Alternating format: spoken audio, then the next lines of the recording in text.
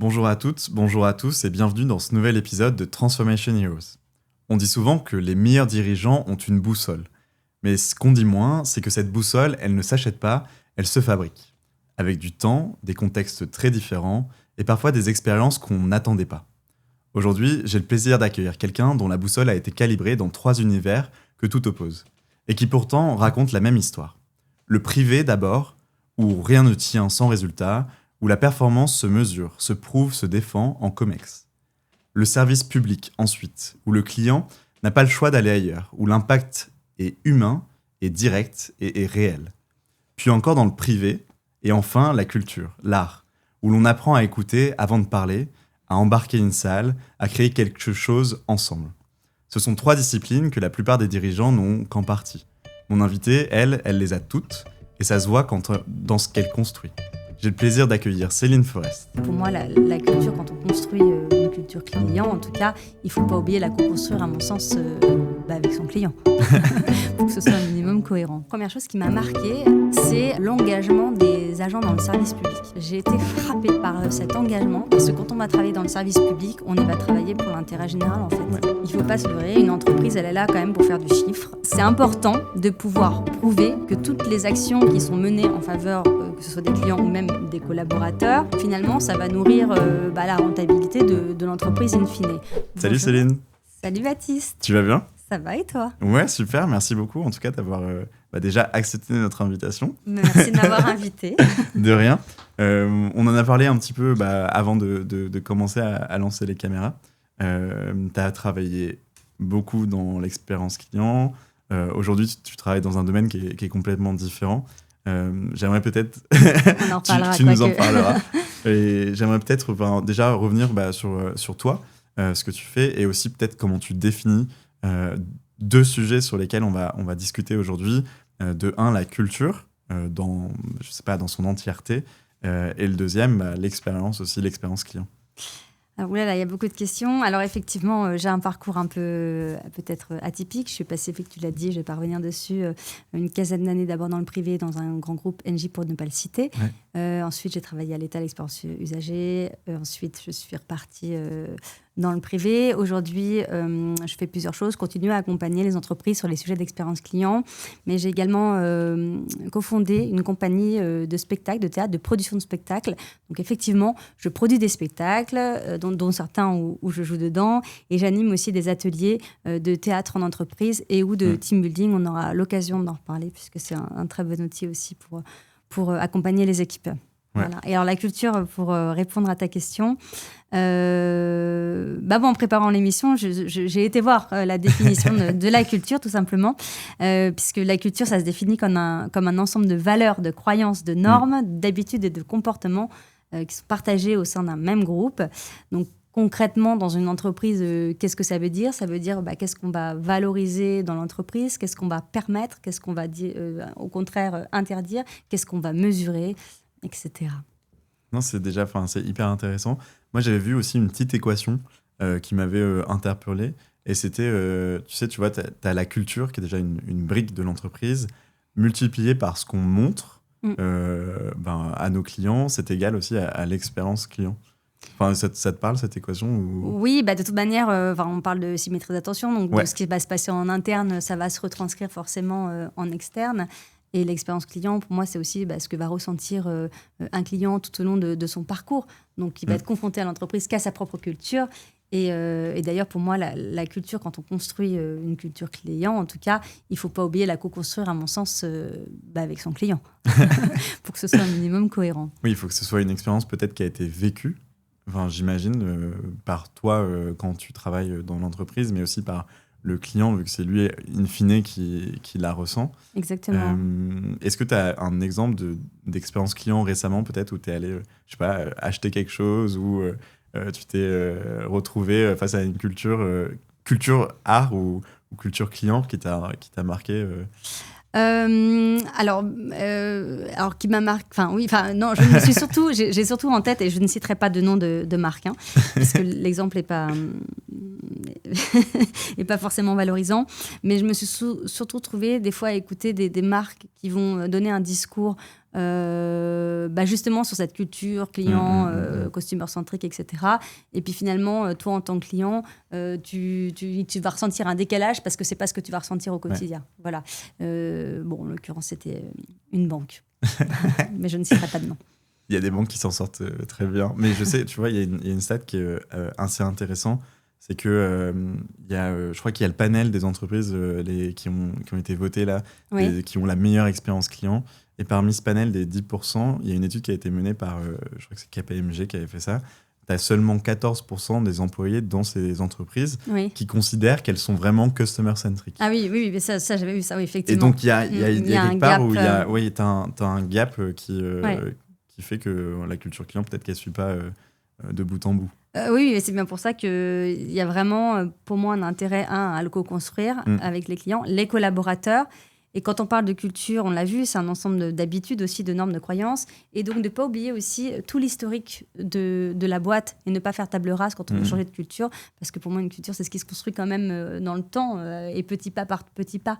Donc, ne pas oublier aussi tout le patrimoine, on va dire, culturel justement d'une boîte. Le dernier épisode qu'on a tourné ici, c'était avec Sébastien Videt, qui est CME chez Epner. Et c'est une boîte qui a plus de 100 ans. Et en fait, ils ont construit une culture client qui se basait d'abord sur quelque chose qui n'était pas du tout technologique. Enfin, on y reviendra. Et du coup, il y a une question, parce que tu viens de mentionner les collaborateurs. Est-ce que tu penses qu'une culture client, ça peut aussi se construire en recrutant ? Alors... oui et non. Alors oui, parce que... Enfin, non. Disons que, bien évidemment, ça va faciliter la tâche quand on va aller recruter des personnes peut-être qui sont peut-être un peu plus empathiques, si on veut une culture un peu tournée vers le client. Mais comme on a vu la définition tout à l'heure, c'est quand même systémique, c'est quand même lié à une équipe, à un groupe, la culture. Donc pour moi, elle se construit, cette culture. Ce n'est pas juste on recrute, et c'est vraiment quelque chose de systémique. Et c'est important aussi de souligner peut-être que ce n'est pas lié à une équipe donnée. Parce que parfois, dans certaines entreprises, on va voir des services culture client. Et donc, on va estimer que c'est de leur responsabilité. Mais une culture, encore une fois, c'est un ensemble de personnes, c'est un groupe, donc c'est systémique. Donc ça ne peut pas être cantonné à une équipe dédiée, ça ne marche pas. Et pour que ce soit pérenne dans le temps, il faut qu'il y ait des preuves de cette culture client, aussi bien en interne qu'en externe auprès de ses clients. Et donc ça, pour pérenniser, pour moi, ça passe notamment par des écoutes de verbatim client pour éviter que les managers soient trop déconnectés de la réalité. Ça peut passer par des immersions, des vies ma vie chez des clients, ou même des vies ma vie intra-service, enfin inter-intra-service. Ça, tu avais fait des vies ma vie ? Ouais, ça j'ai. Ah ouais, okay. Alors ça, c'est un truc que j'ai toujours aimé faire. Quand j'étais dans mes différentes boîtes où j'ai toujours aimé faire des vies ma vie, et dans d'autres boîtes, de voir ce qui se passait. C'est un peu mon fil rouge à chaque fois, j'aime aller voir un peu ce qui se passe ailleurs. Et j'aime embarquer des équipes pour qu'ils essayent de s'ouvrir à ce qui se passe aussi ailleurs. Alors ça, c'est encore un autre sujet, parce qu'on n'est pas sur la culture client, mais ça permet de nourrir, je pense. Et de nourrir aussi, pourquoi pas, une nouvelle culture. J'avais lu que Leroy Merlin, il faisait beaucoup les Vie ma vie dans leur magasin, mais aussi chez leurs clients. Ils allaient voir comment est-ce que les gens achetaient et ensuite utilisaient chez eux les produits. Et je connaissais pas du tout. Oui, alors en B2C, en plus, c'est encore différent, parce qu'on rentre dans l'intimité chez les gens, du coup. C'est très intéressant. C'est comme les focus group, en fait. Quand tu fais des focus group et que tu mets autour de la table des clients, c'est là que tu vois si finalement, ce que tu as construit, ta culture client ou ta promesse, on va y revenir après, elle marche. Ou alors, qu'est-ce qu'il y a à ajuster, quoi. Voilà. Et il y a un sujet sur lequel on n'a pas trop exploré, c'est la partie du public. Alors, tu as travaillé dans le public, peut-être un peu moins que dans le privé, mais j'imagine que tu as vu déjà beaucoup de choses sur la différence, peut-être, d'où tu venais et où tu allais, et la mission pour laquelle tu avais été aussi appelé. C'est quoi déjà les premières différences que tu as pu observer entre une expérience client vécue dans le privé et une expérience client vécue dans le public ? Alors déjà, effectivement, je suis partie dans le public pendant 3 ans. On m'a appelée pour aller travailler pour diriger l'expérience usager à la direction interministérielle de la transformation publique. Déjà, la première chose qui m'a marquée, avant de parler du coup des usagers, parce que dans le public, on ne parle pas de clients, mais bien d'usagers, c'est l'engagement des agents dans le service public. J'ai été frappée par cet engagement, parce que quand on va travailler dans le service public, on y va travailler pour l'intérêt général, en fait. Et ça se voit et c'est ancré chez les agents. Ça, c'est la première chose, puisque, encore une fois, on parle de symétrie des intentions quand on s'intéresse à l'expérience client. Pour moi, quand on parle d'usager et pas de client, c'est pas seulement une question de sémantique. Pour moi, ça change aussi le sens de la relation. Parce que tu l'as dit en introduction, on choisit pas en fait on n'a pas le choix d'utiliser le service public. Et à l'inverse, d'ailleurs, le service public ne choisit pas ses usagers, c'est le principe d'égalité. Donc, on n'a pas le choix, même si on pourrait faire un débat maintenant, les hôpitaux publics versus les hôpitaux privés, mais ça, c'est encore un autre débat parce qu'il manque aussi de moyens, mais ça, c'est un autre débat qu'on ne mettra pas sur la table ici. Mais donc, du coup, il y a cette notion de pas le choix de travailler avec, et donc cette notion de confiance. On doit avoir confiance dans notre service public. Et l'expérience client, si j'oppose ça à l'expérience client, les entreprises ont bien compris que c'était un investissement pour une notion de rentabilité, parce qu'il y a aussi de la concurrence. Oui, et puis exactement, pour fidéliser, et parce que tu as de la concurrence dans le service public. T'as pas de notion de rentabilité et t'as pas de notion de client va partir ailleurs. Voilà, exactement. Néanmoins, c'est pas pour autant que on ne doit pas faire vivre, et bien au contraire d'ailleurs, une expérience usager fluide aux usagers. C'est pas pour autant qu'on ne doit pas écouter les besoins des usagers, qu'on ne doit pas être empathique avec les usagers.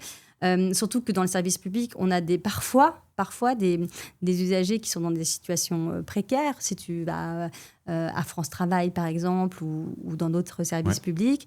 Et je me rappelle qu'on formait dans le service, on avait mis en place des formations avec des espèces de business games où on apprenait aux agents comment gérer des situations de stress. Voilà. Donc, il y a disons que oui, c'est différent, mais tous les ressorts et les outils qu'on peut utiliser dans l'expérience client peuvent être transposables, ou toutes les qualités, comme l'écoute, l'empathie, comme des outils comme des baromètres de la satisfaction des usagers, des enquêtes. Il y a Donner votre avis, qui existe aussi dans les services publics à chaque fois que tu fais une démarche. Donc, avec une recherche qui est un peu différente, qui est la recherche d'être juste, en fait. D'être juste, et le principe, toujours dans ce principe d'égalité de traitement.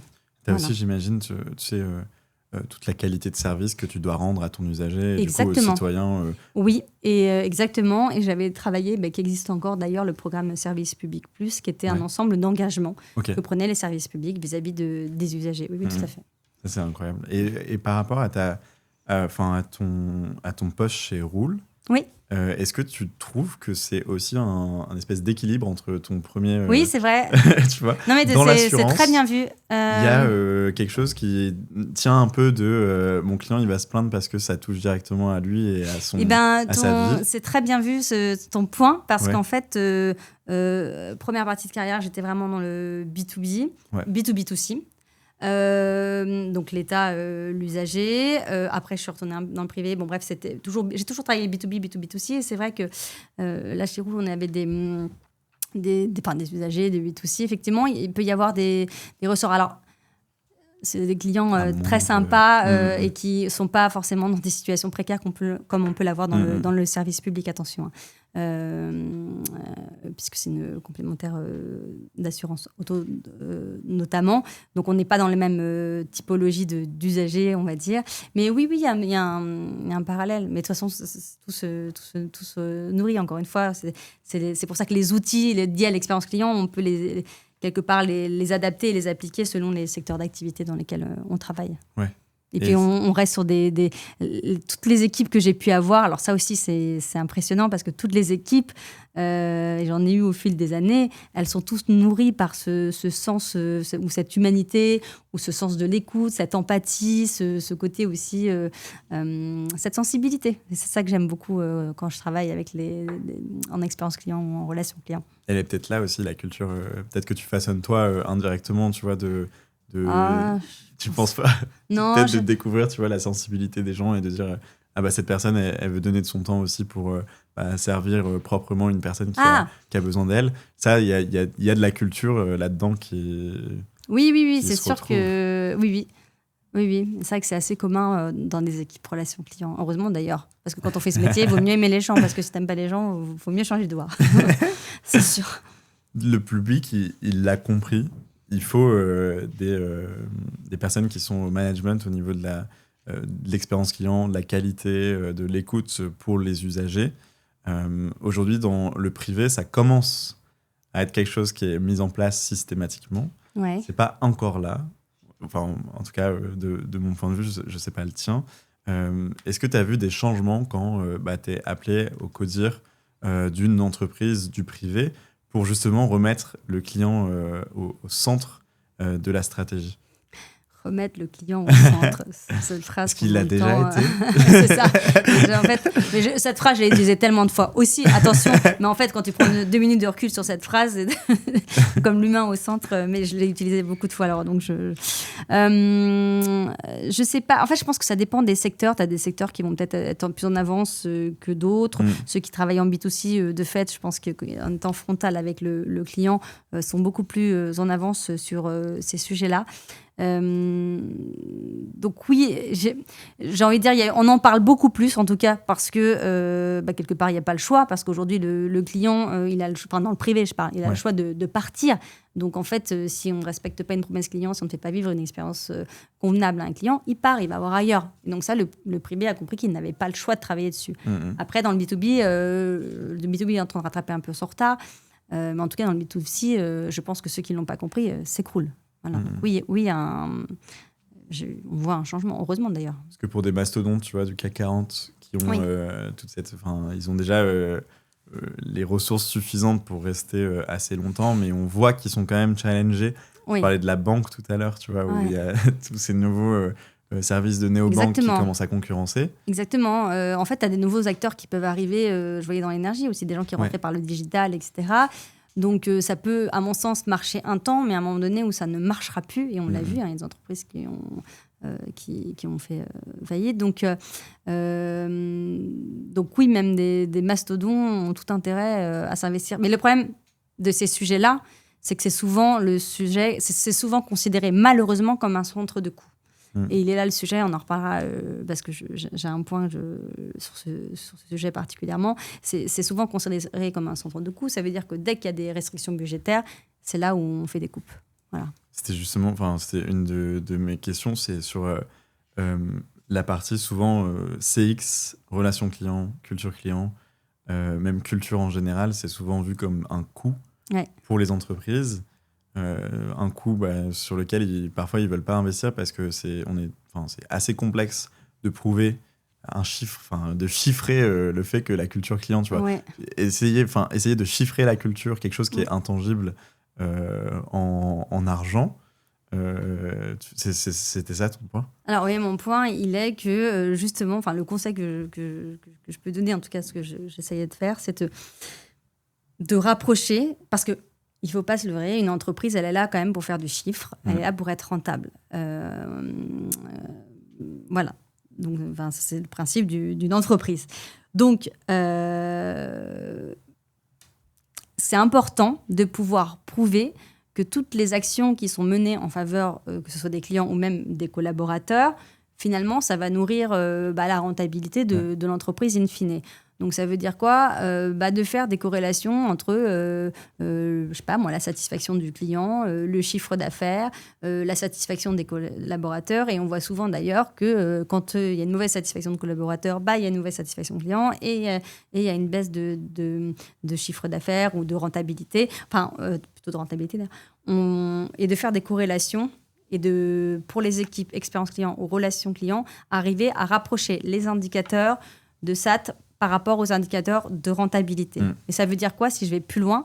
Pour des entreprises qui sont peut-être un peu plus avancées, de objectiver l'ensemble des services, à la fois sur des indicateurs de SAT client, mais aussi sur des indicateurs de rentabilité, c'est-à-dire des équipes relations clients aussi objectivées sur des indicateurs de rentabilité, et ce qui évitera d'avoir des oppositions, les services support versus ce qu'ont des PNL, etc. En fait, juste ton équation, elle marche dans les deux sens, quoi. Exactement. C'est pas CX égale coût, c'est CX égale coût, oui, mais coût égale CX aussi, donc il faut pouvoir justifier les deux. Et pouvoir éviter d'opposer en entreprise des services de fonction support et des services de prod qui sont souvent opposés. Mais si tout le monde a les mêmes indicateurs, si tout le monde est objectivé avec les mêmes indicateurs, il y aura plus réconciliation et l'angle de vue ne sera pas le même.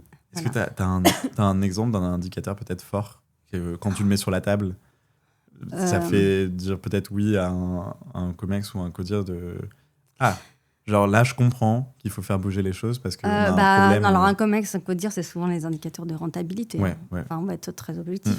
Voilà. Après, ce qui marche pas mal aussi, c'est de mettre sur la table, au-delà des notes de satisfaction, de Customer Effort Score et compagnie, de mettre des verbatims et des témoignages clients. Parce que là, ça parle, on est dans l'émotion, c'est des clients qui témoignent. Et le client a dit ça. Oui, là, ça peut faire bouger les lignes. Ouais. Il y a une stat qui rejoint ce que tu as dit tout à l'heure. Sur la partie, aujourd'hui, on sait que tu n'as que 24% des entreprises du CAC 40 qui ont un directeur de la relation client dans leur COMEX. Et pourtant, on a les preuves que quand tu as un directeur de la relation client dans ton COMEX, tu surperformes sur tes indicateurs financiers. Et ça, c'est assez absurde que du coup, il y ait aussi peu de personnes dans la CX qui sont COMEX, quoi. Ça arrive petit à petit. Ça arrive, mais c'est fragile. Et c'est fragile parce que dès qu'il y a une instabilité économique, on va aller chercher ce qui traîne. Est-ce qu'on peut D'où l'importance de montrer ce que ça rapporte plutôt que ce que ça coûte. Il y a peut-être quelque chose qui change en ce moment, en plus de l'affaiblissement économique, mais tu as un outil qui est dans la bouche de tout le monde, c'est l'intelligence artificielle sur la CX. Comment est-ce que déjà tu penses que de l'IA, ça peut orchestrer potentiellement une culture client ou de l'expérience client, et si tu as des idées en tant qu'outil, est-ce que ça peut aider, je sais pas, le management, les opérations dans leur quotidien? Alors, évidemment que... orchestrer une culture client, non, je pense pas. Par contre, d'intégrer l'IA comme étant une partie prenante, comme un client ou comme un collaborateur, oui, parce qu'aujourd'hui, ça fait quand même partie du quotidien.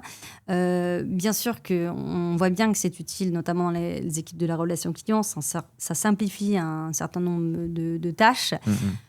Ça en complexifie d'autres. Peut-être un sujet qu'on n'a pas forcément vu venir, en tout cas je parle en tant que directrice expérience client, c'est que quand vous simplifiez des tâches à un collaborateur, il se retrouve du coup avec des tâches à valeur ajoutée, mais du coup plus complexes. Donc, quand vous avez une journée, quand tu as une journée qui est faite qu'avec des tâches complexes, c'est pas la même chose qu'une journée où tu as un peu de... Voilà.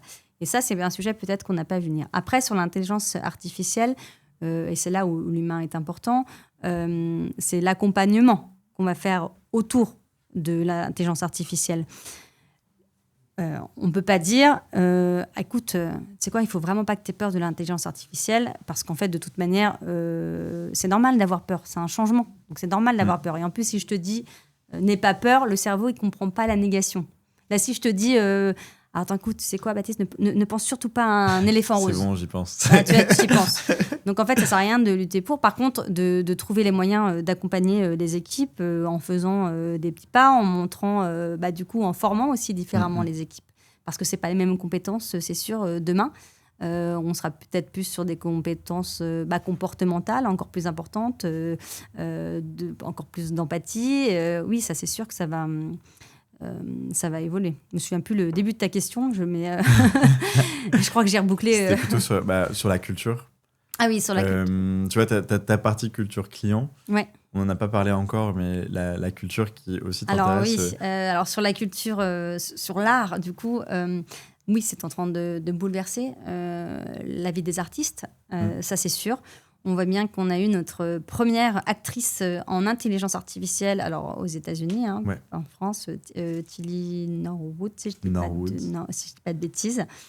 On voit bien aussi que de temps en temps, pour des questions de budget, on est en train de remplacer certaines scènes avec de l'intelligence artificielle.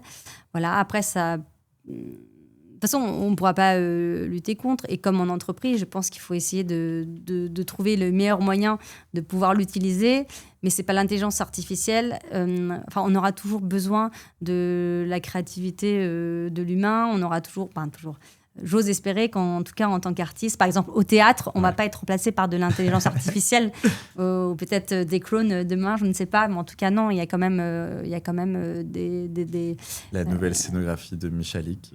Oui, alors, non, mais pourquoi pas la scénographie. Très bien.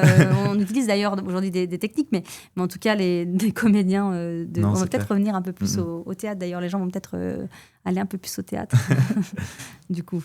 Moi, je l'espère aussi. Mais tu as quand même des exemples dans l'actualité. Tu avais la grève des scénaristes à Hollywood. Oui. C'était en 2023. Je crois que le vote, justement, arrive en mai 2026, là, le vote final pour l'adhésion à leur ce qu'ils appellent union, leur syndicat. Et où, quand même, ils ont réussi à faire grève pendant 5 mois. Ouais. Ça, c'est l'humain qui fait grève face à l'intelligence artificielle.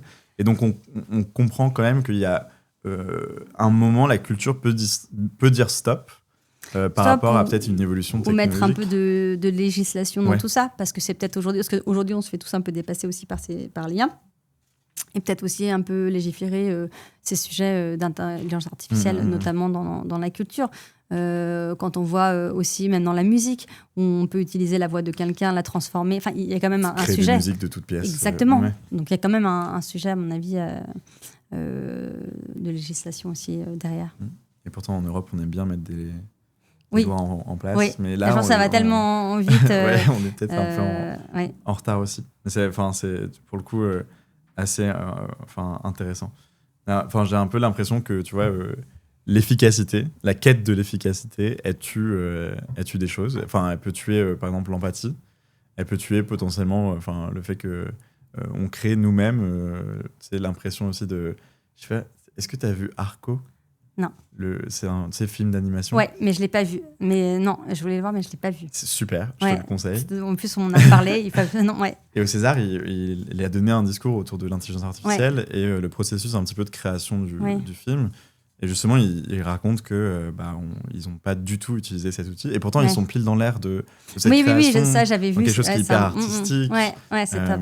Et du coup, c'est pour ça qu'il a marché aussi bien, d'ailleurs. Il y a toute une histoire là-dessus, comme quoi, justement, ça avait marché. Parce que, mais chouette, on a réussi à faire quelque chose sans IA, c'est formidable.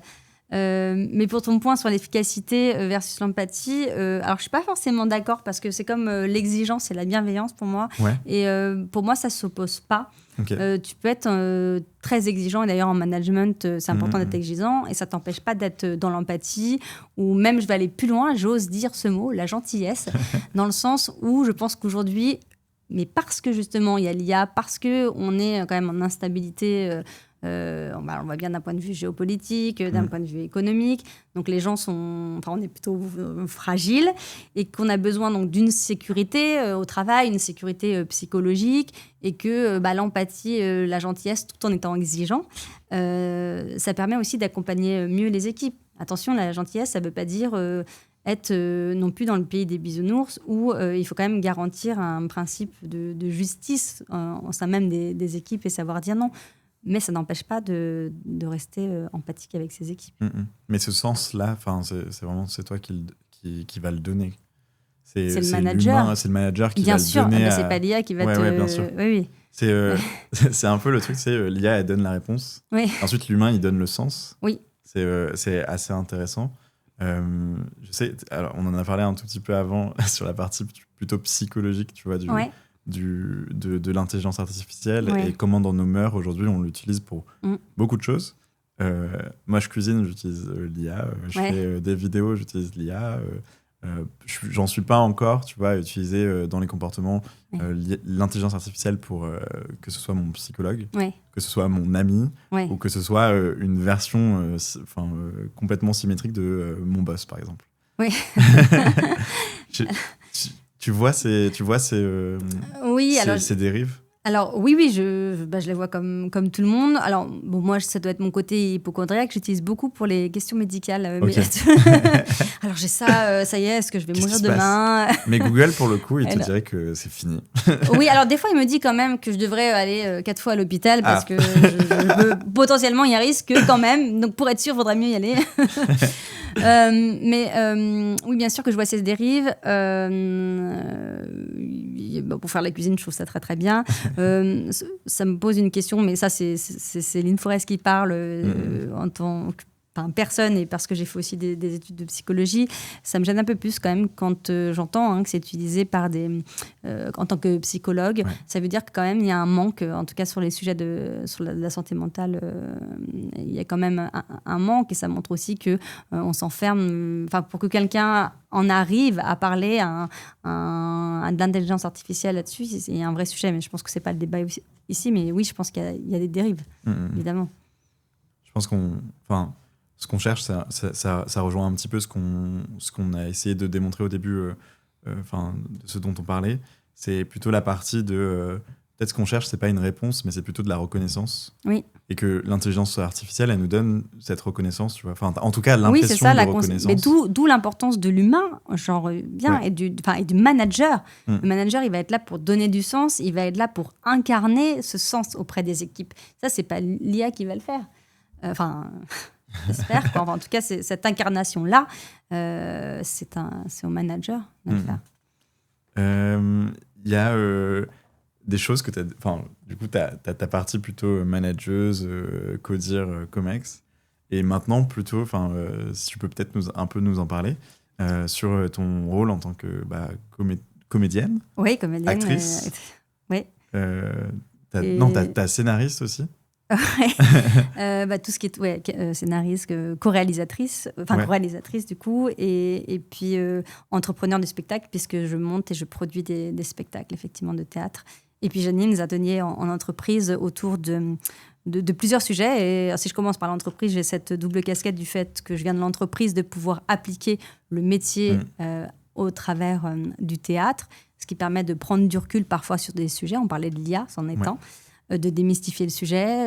Je fais co-créer aussi avec les équipes des petites scénettes, de spectacles sur des sujets liés au métier. Voilà.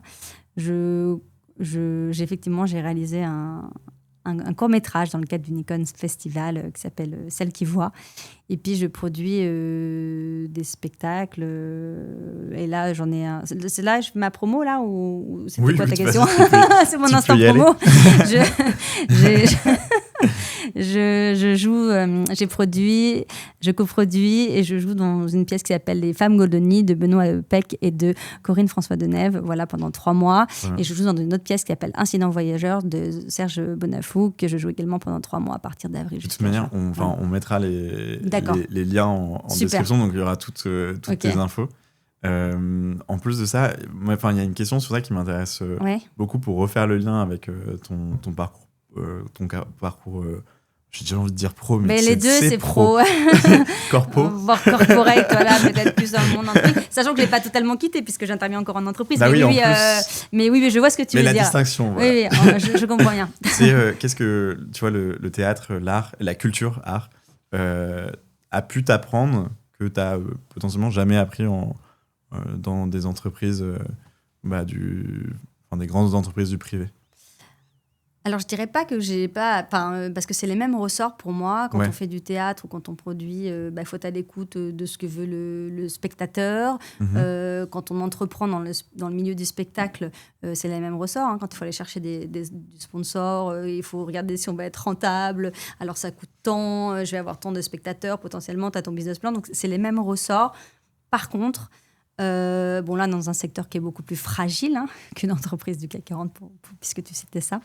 Et puis, quand tu joues sur scène, Si tu n'as pas l'écoute de ton partenaire, si tu n'es pas ancré dans ce que tu fais, ça ne marche pas. Et le public, il sent que c'est faux. Et comme un client peut sentir que la promesse client, elle n'est pas tenue. Là, c'est pareil quand tu es sur scène. Donc, c'est les mêmes ressorts que tu vas chercher, mais c'est appliqué dans un secteur différent. Et pour le coup, là, ça se voit. Parce que si tu te foires, le public le voit. Oui, il le voit. Tu récoltes les avis à la fin du spectacle aussi, j'imagine. Oui, des fois on a des... D'ailleurs, c'est marrant parce que des fois, tu as des gens qui mettent des avis ChatGPT, ça se voit tout de suite. Ah, mais c'est pas grave tant qu'il y a des avis. Voilà. Ça aide, c'est une bonne aide. Voilà, et puis c'est une bonne démarche, ça veut dire qu'ils avaient envie de mettre un avis, donc je suis preneuse. Il y a peut-être un dernier sujet sur lequel... sur la partie des statuts, parce que tu donnes du coup, tu fais des ateliers en entreprise. Ouais.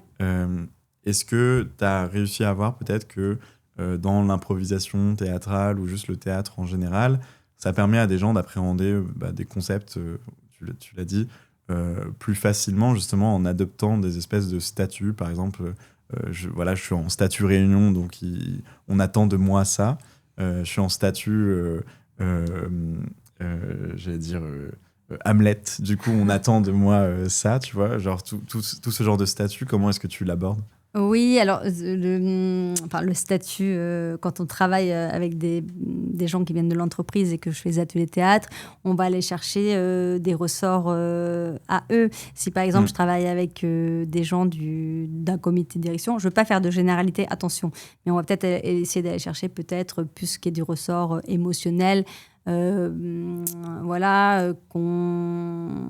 Peut-être que si je travaille avec des équipes en intelligence artificielle ou en relation client, je vais aller chercher d'autres ressorts et on va travailler sur des personnages, mais aussi surtout pour l'entreprise, je parle. Parce que si je donne un cours de théâtre à des adultes qui viennent faire que du théâtre, c'est encore autre chose. Mais en entreprise, on va vraiment appliquer ça par rapport au métier, à ce qu'ils font et aux problématiques qu'ils vivent. C'est pour ça que généralement, je travaille beaucoup en amont avec ceux qui veulent faire ces ateliers pour savoir, OK, c'est quoi les problématiques que vous rencontrez, etc. Et c'est là-dessus qu'on va travailler.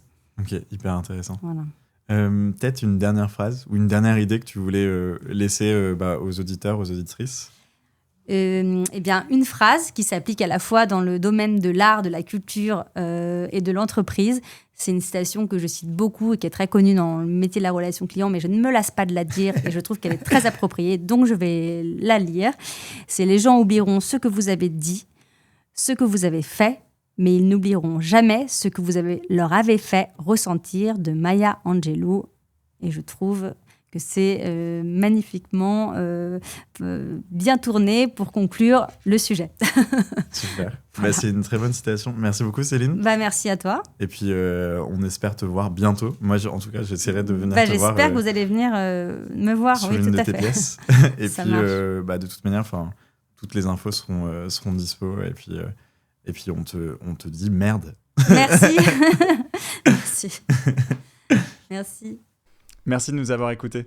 Si vous avez apprécié cet épisode, n'hésitez pas à laisser un commentaire, à nous noter sur les plateformes ou à en parler autour de vous.